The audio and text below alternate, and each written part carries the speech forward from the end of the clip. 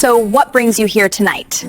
Just needed a quiet place to unwind after a long day. And the complexities of my world. Actually, I might. Diversify your investments and don't put all your fortune in one risky venture. That's basic financial wisdom that could save you. Leah Carter wiped down the espresso machine for the third time that morning.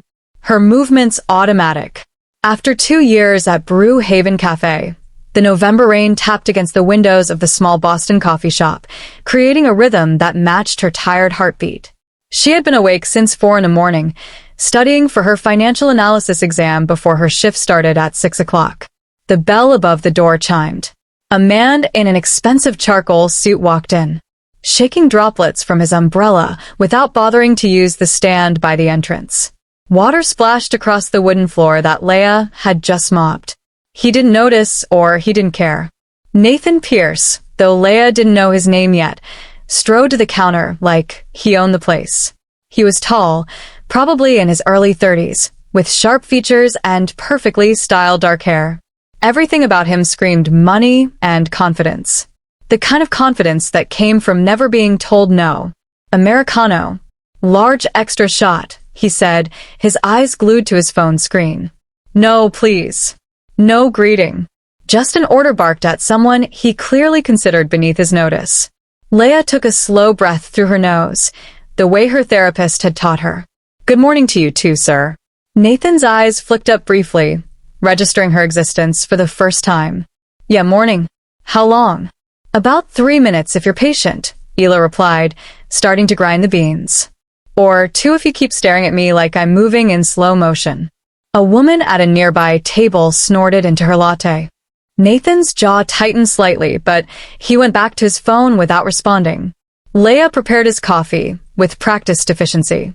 The machine hissed and steamed while she thought about the investment portfolio analysis waiting for her in her backpack. She had 2 more chapters to review before tonight's class.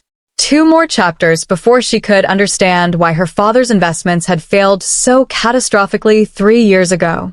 Here you go, she said, placing the cup on the counter with perhaps a bit more force than necessary. That'll be $450. Nathan pulled out a sleek leather wallet, extracted a $100 bill, and dropped it on the counter. Keep the change was generous. It was also condescending. The way he said it, the way he didn't even look at her when he did it, made it clear this wasn't kindness. It was dismissal. It was a rich man's way of saying, your time and my time are not worth the same thing. I'd rather give you exact change, Leela said sweetly, pushing the bill back toward him. Nathan finally looked at her properly. Really looked. His eyes were a cold gray, the color of the November sky outside. Excuse me? I prefer not to take tips that come with an attitude, Leela explained, her smile never wavering. Call it a personal policy. The cafe had gone quiet. Even the espresso machine seemed to pause. A college student in the corner had his phone out. He's probably filming. Nathan's expression shifted through several emotions. Surprise, irritation, and something else. Amusement, maybe. You're turning down a $95 tip. I'm turning down being treated like I'm invisible, Leah corrected. The tip is just money, but respect costs you nothing, and apparently that's too expensive for you. Damn. Someone whispered from across the room. Nathan stared at her for a long moment. Then, unexpectedly, he laughed. Not a polite chuckle, but a genuine surprise laugh that changed his entire face. Fair point. He pulled out a $5 bill, placed it on the counter with exaggerated care, and looked her directly in the eyes. Good morning. Thank you for the excellent coffee. Please keep the 50 cents. Leah felt her mouth twitch despite herself. Much better. You're learning. Have a good teacher, Nathan said. And this time there was no condescension in his voice. Just curiosity. He picked up his coffee, took a sip, and nodded appreciatively. This is actually really good. It's because I make it with care instead of resentment, Leah replied. Today, anyway. Yesterday's batch for rude customers was made with pure spite. Nathan laughed again. Do I want to know what you put in the spite batch? Just extra dark roast. Makes everything more bitter. Matches the personality. Clever. Nathan tilted his head slightly, studying her. You always this sharp with customers. Only the ones who need it, Leah said. She turned to wipe down the counter, hoping he would leave. These kinds of conversations where rich men suddenly found her interesting because she pushed back never ended well. They always wanted to play some kind of game, test how far they could go before she either melted or exploded. But Nathan didn't leave. He leaned against the counter, apparently in no hurry, despite his earlier urgency. "I'm Nathan, by the way." "I didn't ask," Leia said pleasantly. "No, you didn't." He grinned. "But I'm telling you anyway. What's your name?" "The name tag says LLA. Leela," he repeated like he was testing how it sounded. "Do you always work mornings? Are you seriously asking for my schedule?" Leia raised an eyebrow. "Because that's either really forward or slightly creepy. Haven't decided which yet." "Forward," Nathan said quickly. "Definitely forward. I just meant I come here sometimes, and it would be nice to know when I might get coffee made with care instead of spite." Despite her better judgment, Leia felt herself warming to him slightly. There was something disarming about his honesty. The way he owned his earlier rudeness instead of pretending it hadn't happened. "Most mornings," she admitted. 6:1 Monday through Friday. "Good to know." Nathan checked his watch. A slim silver piece that probably cost more than Leela's entire month's rent. "I should go. Meeting in 20 minutes. "Don't let me keep you from your very important business," Leia said. But her tone was softer now. Nathan started to leave, then paused. "That thing you said about respect costing nothing? That's actually really insightful, full of insights," Leia replied. "But those cost extra." "How much extra?" "More than you can afford." Nathan's eyes sparkled with what looked like genuine interest. Challenge accepted, and he was gone. The bell chiming behind him, leaving Leela standing at the counter wondering what exactly had just happened. Her coworker Jamie emerged from the back room where he had definitely been listening. "Girl, did you just turn down a $100 tip? And then flirt with the guy who offered it?" "I did not flirt," Leia protested, feeling her cheeks warm. "You absolutely did." And he flirted back. "Do you know who that is?" "Some rich guy named Nathan who doesn't know how to say good morning." "That's Nathan Pierce," Jamie said, pulling out his phone and showing her a news article. "He's one of the top investment bankers in Boston. His firm handles billions." "Billions with a B." Leia's stomach dropped slightly. Of course he was.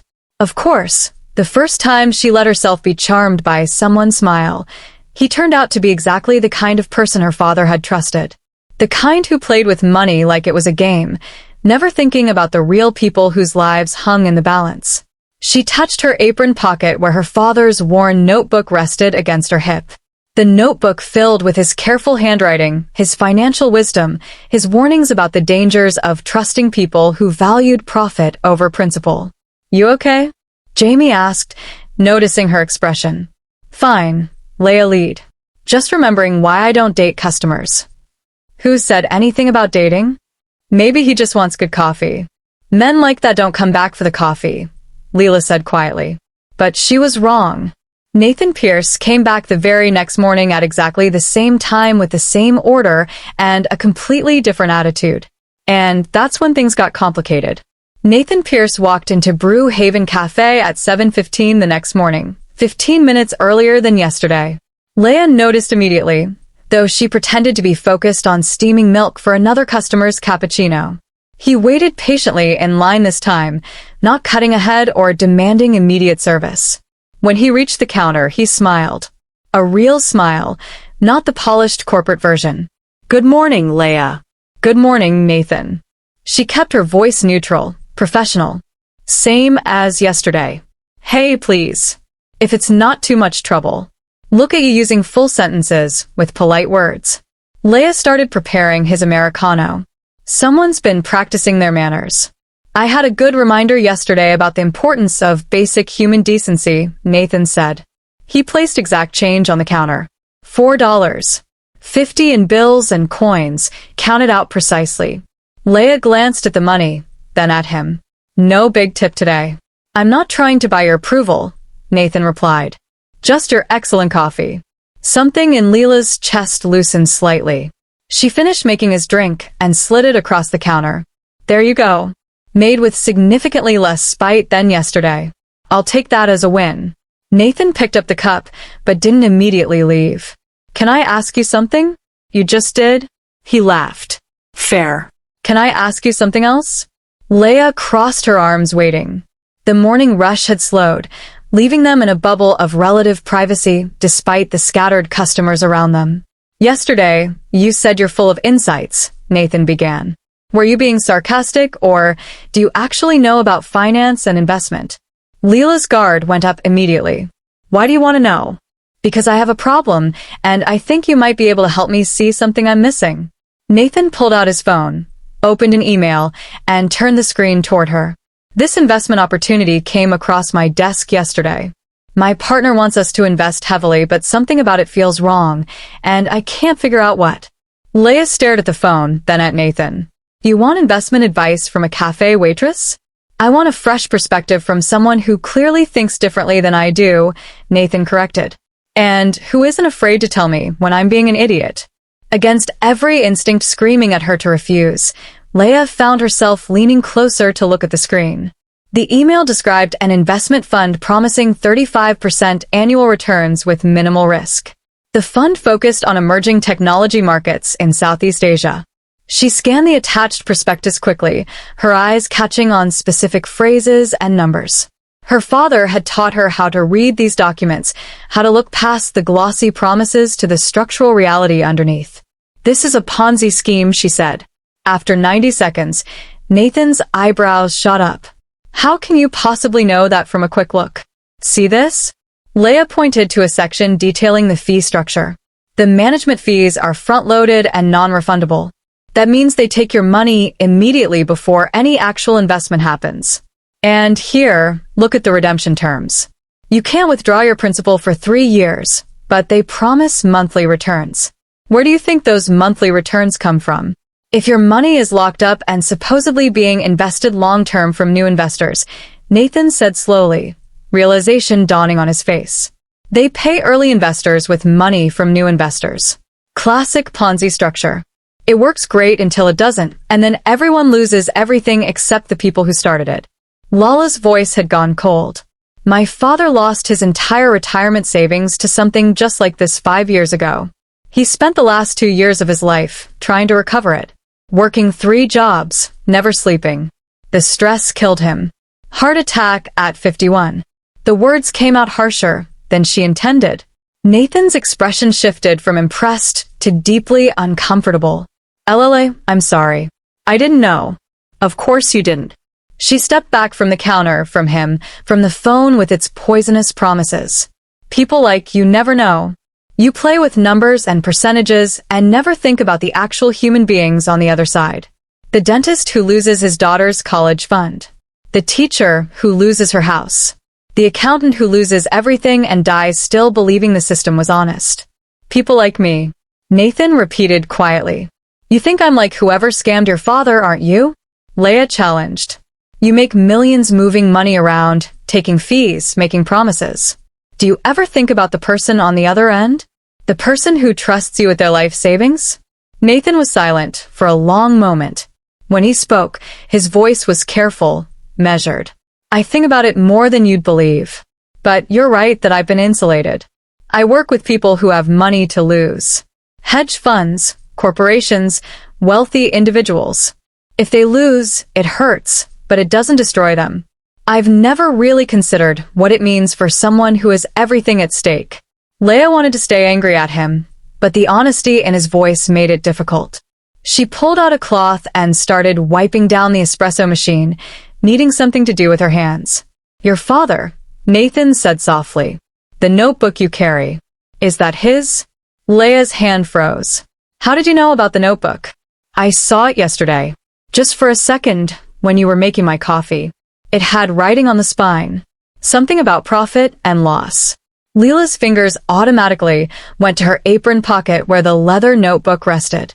Her father's last gift to her filled with his financial wisdom.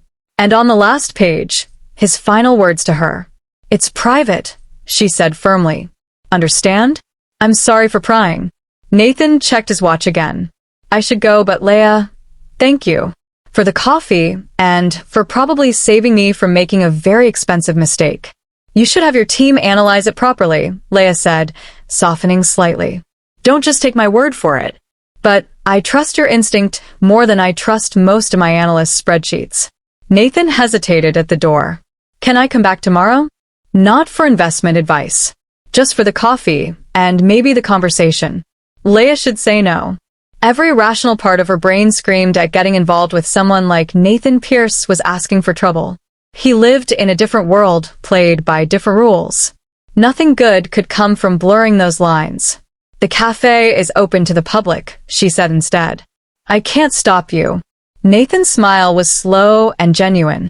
I'll take that as a yes. After he left, Jamie appeared at her elbow again. So that happened. Nothing happened, Leia insisted. I just helped him avoid a bad investment. That's all. Right. And the way he looked at you was totally professional, and not at all like a man who just discovered something fascinating. Imagining things. And you're in denial. Jamie grinned. But that's okay. This is going to be fun to watch. Leela threw the damp cloth at him. She was smiling despite herself. Nathan did come back the next day and the day after that. Each morning at 7:15, he would order his Americano and linger at the counter, asking Leela questions about finance, about investment ethics, about her father's notebook philosophy. She found herself opening up more than she intended, sharing her father's wisdom about purpose-driven investing, about the responsibility that came with handling other people's money. On the 5th day, Nathan brought someone with him. This is Victor Ashford, my business partner, Nathan said, gesturing to the man beside him. Victor was older, maybe 45, with silver threaded through his dark hair and a smile that didn't reach his eyes. Chming Place, Victor said, looking around the cafe with barely concealed disdain. So, this is where you've been disappearing to every morning. Best coffee in Boston, Nathan replied easily. Leia, the usual, please. And for you? Leia asked. Victor, her customer service smile firmly in place. I'll have whatever is expensive. I assume you have something better than basic drip coffee. We have a single origin Ethiopian. That's quite good. Leia offered. $12 for a small. Perfect. I'll take a large. As Leia prepared their drinks, she could hear them talking in low voices. So, this is your new financial advisor? Victor's tone was mocking. The waitress who convinced you to back out of the Cascade Fund? She identified structural problems our entire analysis team missed, Nathan said, his voice cooling. And I verified her concerns. The fund collapsed last week. Every investor lost everything. We would have been on the hook for $200 million. Lucky guess. Victor dismissed. Nathan, you can't seriously be taking investment advice from someone who serves coffee for a living. Leia set their cups down harder than necessary. Both men looked at her. You're Ethiopian, she said to Victor with a bright false smile. And your usual, Nathan? That'll be $24. Victor pulled out his wallet, but Nathan was faster, placing his card on the counter. I've got this. How generous, Victor said. Then turning to Leia, with that cold smile.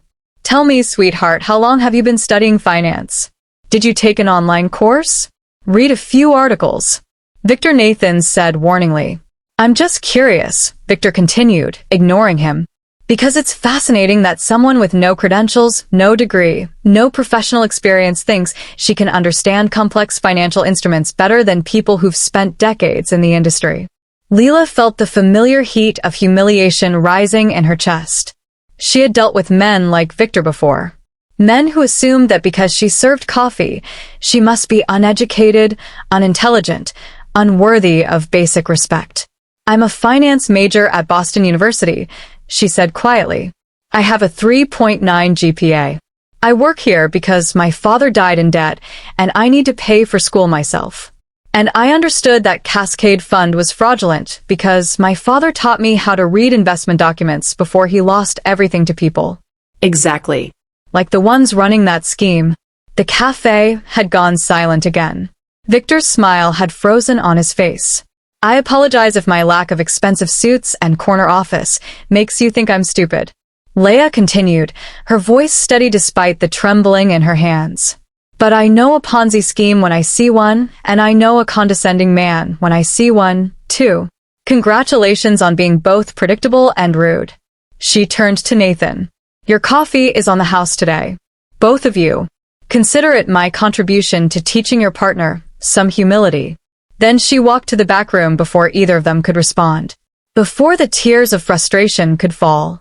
Before she did something she would regret, like throw Victor's $12 coffee in his smug face.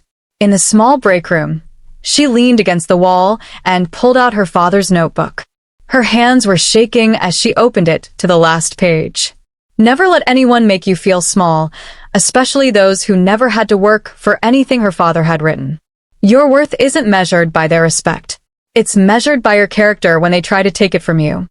I tried, Dad, she whispered. But it's so hard. There was a soft knock on the door. Jamie poked his head in. You okay? Fine. That guy was a complete jerk. I know. Nathan looked like he wanted to punch him. Leah looked up. What? After you left, Nathan tore into his partner. I couldn't hear everything, but it was intense. Then Victor left, and Nathan's been sitting at a table for the past 10 minutes, staring at his coffee. Leah's phone buzzed. A text from an unknown number. I'm sorry about Victor. He's going to apologize, or he's not going to be my partner anymore. You didn't deserve that. Would you be willing to talk? I'm still here, Nathan. Leela stared at the message. She should ignore it. Should let Nathan Pierce go back to his world of money and power and partners who treated service workers like garbage? Should protect herself from the inevitable hurt that came from crossing social boundaries that existed for good reasons. Instead, she typed back, give me 5 minutes. Because maybe, just maybe, Nathan Pierce was different. And maybe her father would have wanted her to find out. 3 weeks after the incident with Victor, Leah walked into the Boston Harbor Hotel ballroom and immediately regretted every decision that had led her. To this moment, the room sparkled with old money and new wealth. Crystal chandeliers cast warm light over women in designer gowns and men in custom tuxedos. Waiters circulated with champagne and tiny, beautiful food that probably cost more per bite than Leah made in an hour. And here she was wearing a dress Nathan had insisted on buying her after she had firmly stated she wouldn't accept charity, only for him to argue it was a uniform requirement for the event, which was technically true, even if they both knew it was a lie. The dress was deep blue, simple but elegant, and it fit perfectly. Leah felt like an imposter wearing it. You look beautiful, Nathan said, appearing at her elbow. He looked different in his tuxedo. More polished, more intimidating. More like he belonged in this world, and she definitely didn't. It looked like I'm playing dress up, Leah muttered. It looked like you belong here, Nathan corrected. He offered his arm. Ready? No, but let's do this anyway. The event was an investors' gala, one of those networking evenings where wealthy people gathered to hear about exclusive investment opportunities and feel important. Nathan had explained that Victor was presenting a new fund tonight, and something about it had triggered his instincts. The same instincts Leela had helped him develop over their morning coffee conversations. I need you to listen to his presentation, Nathan had said when he invited her. Tell me if I'm being paranoid, or if there's really something wrong. Standing in this ballroom full of people who would judge her the moment they learned she served coffee for a living, Leah wondered why she had agreed.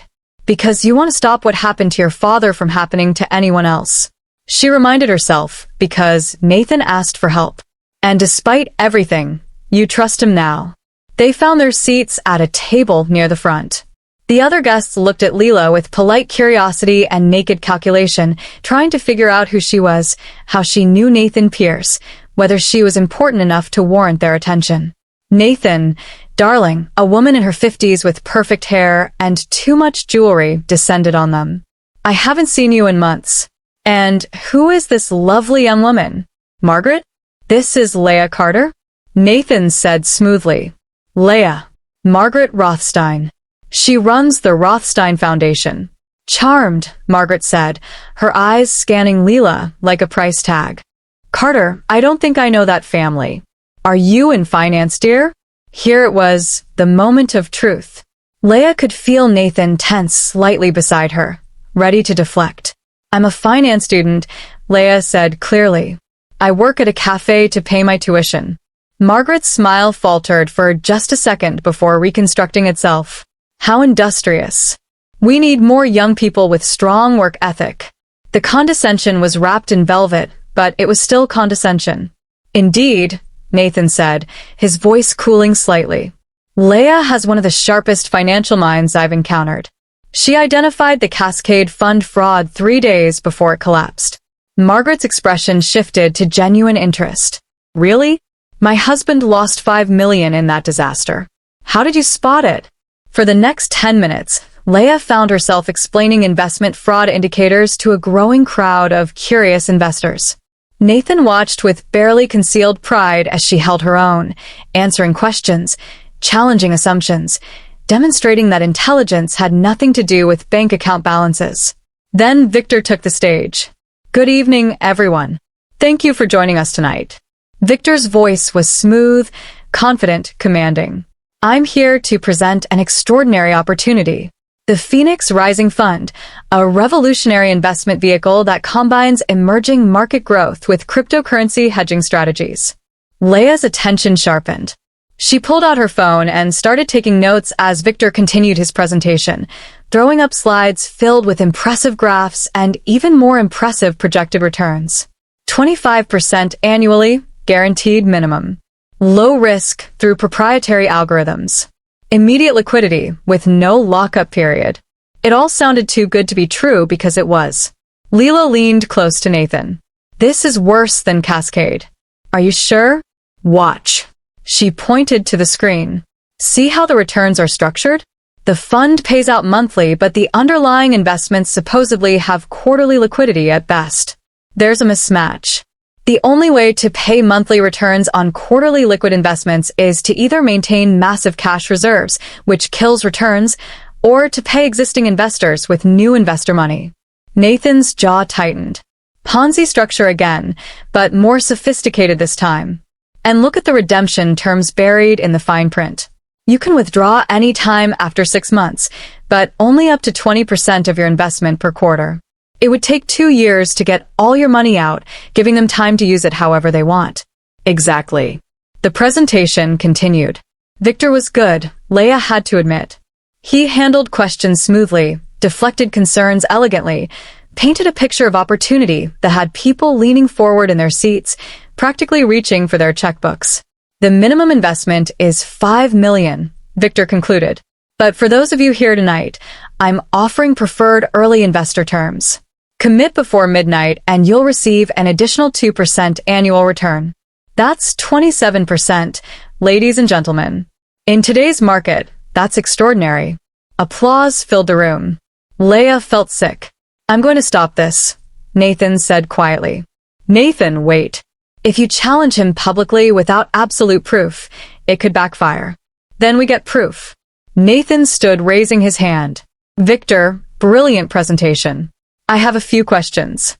Victor's smile tightened when he saw Nathan. Of course, Nathan. What can I clarify? The underlying assets. Can you provide more detail about exactly what the fund invests in? I'd be happy to send you the full prospectus privately, Victor deflected. The strategy involves proprietary algorithms that we can't fully disclose publicly for competitive reasons. Of course, Nathan said smoothly, but surely you can give us general categories, cryptocurrencies, foreign equities, derivatives, a diversified mix of all three, optimized by our quantitative team. Leia watched the exchange carefully. Victor was good at evasion, but Nathan was pressing the right buttons. And the monthly returns, Nathan continued. How do you maintain liquidity when most of your investments have quarterly or longer redemption periods? The room had gone quiet. Other investors were listening now, sensing something beneath the surface. We maintain strategic cash reserves, Victor said, his smile never wavering. And we have credit facilities for temporary liquidity needs, so you borrow money to pay returns, Nathan clarified. We leverage our position to maintain consistent performance for our investors, Victor corrected, but his eyes had gone cold. Nathan, perhaps we could discuss the technical details privately. I'm sure most of our guests aren't interested in the minutiae of fund management. Actually, I'm very interested, said a man Leia didn't recognize. If the fund is borrowing to pay returns, That seems concerning. It's standard practice, Victor insisted. But the room's energy had shifted. Doubt had entered the conversation. That's when Leia did something she hadn't planned. She stood up. "Excuse me, Mr. Ashford. I have a question." Every head turned toward her. Victor's expression was ice. "And you are?" "Leela Carter. I'm a finance student, and I've been studying your presentation with great interest." She kept her voice steady, professional. "You mentioned proprietary algorithms. Can you tell us who developed them and what their track record is?" "Our quantitative team has decades of combined experience." "Not an answer to my question," Leia said calmly. "Who specifically? What are their credentials? What other funds have successfully used similar algorithms?"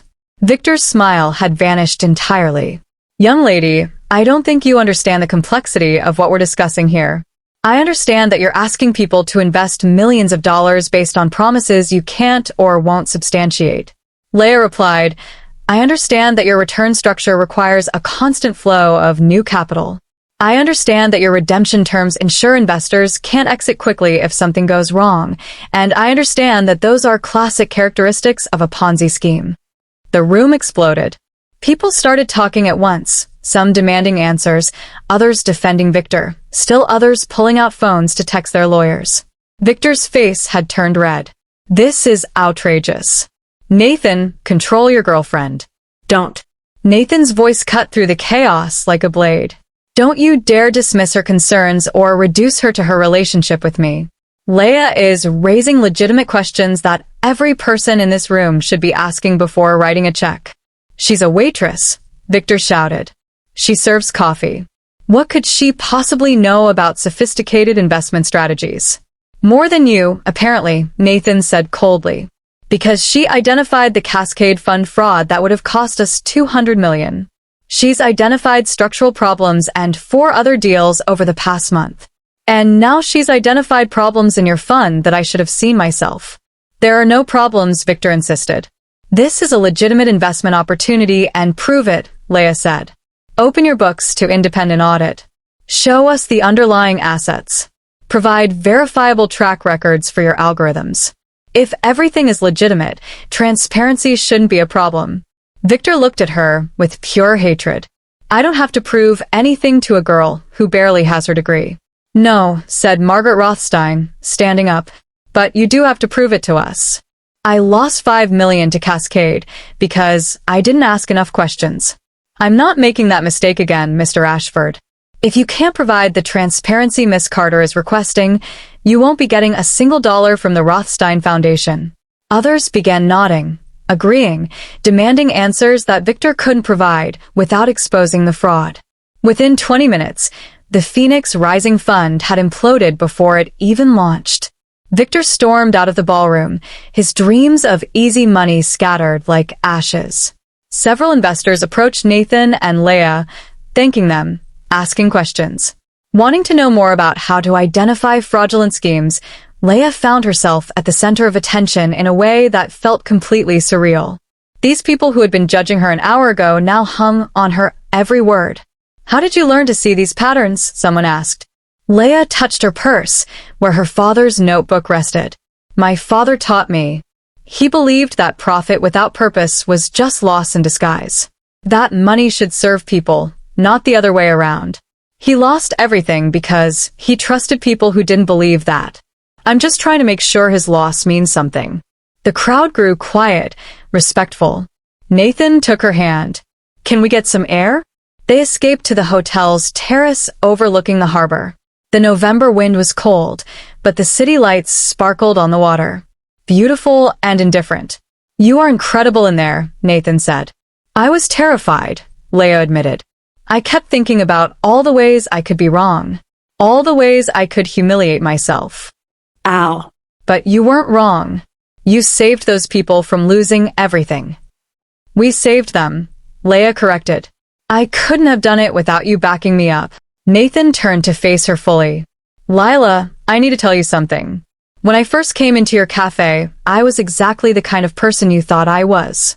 Arrogant, dismissive, treating people like they only mattered if they had money or power. You changed that. It didn't change you. I just annoyed you into being better. You laughed. Maybe, but you made me see that the smartest insights don't always come from the people with the biggest credentials. You made me question my assumptions. You made me want to be someone worthy of your respect. Lee's heart was beating too fast. Nathan, I'm still a waitress. I'm still a student with loans I'll be paying off for years. We're from completely different worlds. No, Nathan said softly. We're from the same world. We just started in different places. But we both believe that money should mean something beyond just accumulating more money. We both believe in purpose. Your father understood that. You understand it. And you've taught me to understand it. Where is this going? Leia whispered. Wherever you wanted to go. Nathan smiled. I'm not asking you to give up anything or be anything other than who you are. I'm just asking if you'd like to keep having coffee together in the mornings. And maybe some evenings too. And maybe build something together, whatever that looks like. Ola thought about her father, about the notebook full of wisdom, about his final words telling her she was strong enough to change things. She thought about the risks of opening her heart to someone from a different world, the potential for hurt, the complications. Then she thought about Nathan's laugh when she first called him out. The way he defended her against Victor. The way he'd looked at her tonight like she had hung the stars. I'd like that, she said. But I'm keeping my job at the cafe. I wouldn't have it any other way, Nathan replied. Someone has to keep me humble. That's a full-time job. Good thing you're overqualified. They stood on the terrace overlooking the city. Two people from different worlds who had found common ground in the space between profit and purpose. The wind was cold, the future uncertain, but in that moment, everything felt possible. Inside the ballroom, Margaret Rothstein approached the hotel manager with a proposal. That young woman, Leia Carter. I want her to speak at our foundation's next Investors Education Seminar. Can you get me her contact information? The manager smiled. I believe she works at Brew Haven Cafe. You could probably just stop by. Excellent, Margaret said. Though something tells me she won't be working there much longer. That girl is going places. She was right. 6 months later, Leia graduated with honors. Nathan offered her a position at his firm, but she declined. Instead, she started her own consultancy, helping everyday investors understand complex financial products and avoid fraud. Her first client was the Rothstein Foundation. Her second was Nathan's firm. Hired to audit their investment offerings for ethical compliance, she kept working at Brew Haven 2 mornings a week. Because she liked the grounding it gave her. The reminder of where she came from and what mattered. Nathan still came in every Tuesday and Thursday at 7:15. He still ordered his Americano, and Leia still made it with care instead of spite, though she occasionally threatened the spite version when he got too full of himself. On a rainy November morning, exactly 1 year after they met, Nathan came in with a small box. Before you say anything, he said. This is not what you think it is. What do I think it is? Leia asked, amused. An engagement ring? Then what is it? Nathan opened the box. Inside was a leather journal almost identical to her father's notebook, but new.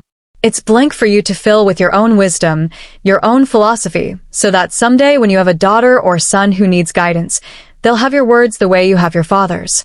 Leia picked up the journal, felt the weight of it, the promise of empty pages waiting to be filled with meaning. Thank you, she whispered. You're welcome. Nathan smiled. Though I should mention there's one page that's not blank. Leia opened the journal to the first page. In Nathan's handwriting, it read for Leela, who taught me that wealth means nothing without worth and profit means nothing without purpose. Thank you for changing my life with all my love, Nathan. She looked up at him, tears in her eyes. Now, before you get too emotional, Nathan said, I should mention that in 6 months after you've had time to think about it, I fully intend to bring you another box that is exactly what you think it is, but I wanted you to have this first because this is about honoring who you are and who you're becoming, not about me trying to claim you. Leela sat down the journal and kissed him. Right there at the counter of Brew Haven Cafe, with Jamie cheering in the background and morning customers applauding and the coffee machine hissing its approval. Sometimes the most important investments aren't financial. Sometimes they're investments in people in trust. the courage to bridge different worlds and build something new. And sometimes the wisest advice comes from the most unexpected places, like a worn leather notebook carried by a cafe waitress who refused to let anyone make her feel small. Leah Carter's story was just beginning, but the foundation was solid, built on her father's wisdom and her own strength. Profit with purpose, wealth with worth, and love that honored both. The espresso machine steamed. The morning light filtered through rain-streaked windows. And in that moment, everything was exactly as it should be.